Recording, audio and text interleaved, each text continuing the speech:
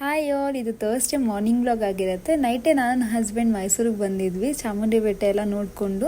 ಅದಾದಮೇಲೆ ಬೆಳಿಗ್ಗೆ ನಂಜನಗೂಡಲ್ಲಿ ದೇವಸ್ಥಾನಕ್ಕೆ ಹೋಗೋಣ ಅಂತ ಹೇಳ್ಬಿಟ್ಟು ನಂಜನಗೂಡಲ್ಲೇ ಆಲ್ಟ್ ಆಗಿದ್ವಿ. ಬೆಳಗ್ಗೆ ಎದ್ದು ದೇವ್ರ ದರ್ಶನ ಮಾಡಿಕೊಂಡು ಎಲ್ಲನೂ ನೋಡಿಬಿಟ್ಟು ಅಲ್ಲಿಂದ ಹೊಟ್ವಿ. ಅಲ್ಲಿನ ಕಲ್ಲಲ್ಲಿ ಹಳೆ ಕಾಲದ ಏನೇನು ಬರೆದಿರ್ತಾರಲ್ಲ ಅದೆಲ್ಲ ನೋಡಿದ್ವಿ.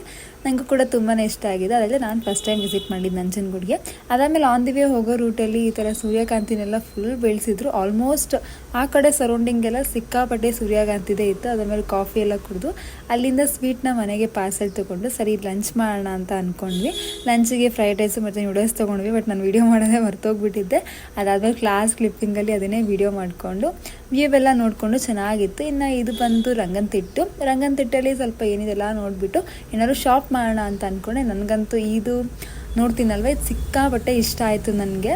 ಆದರೆ ರೇಟ್ ಅಂತೂ ಸಿಕ್ಕಾಪಟ್ಟೆ ಜಾಸ್ತಿ ಹಾಕಿದ್ರು. ಸೊ ನನಗೇನು ರೀಸನಬಲ್ ಅನಿಸ್ತು ಅದನ್ನು ತೊಗೊಂಡ್ಬಿಟ್ಟು